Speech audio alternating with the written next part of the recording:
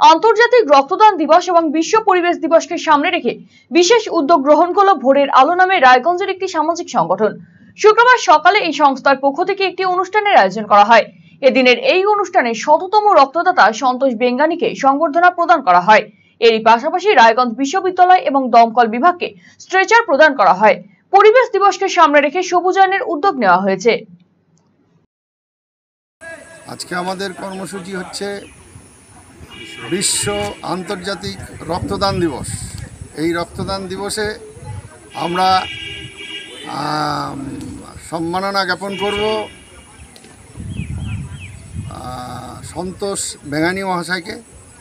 সেই সাথে রায়গঞ্জ বিশ্ববিদ্যালয়কে একটা স্ট্রেচার প্রদান করা হবে। ফায়ার ব্রিগেডকে আমরা আরেকটা স্ট্রেচার প্রদান করব।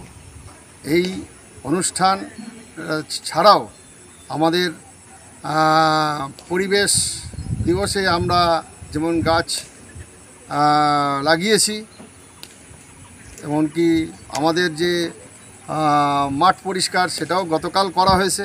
এই উপলক্ষে আর কি, এই আন্তর্জাতিক রক্তদান দিবস উপলক্ষে এগুলো আমরা আজকের প্রোগ্রামের মধ্যে রেখেছি।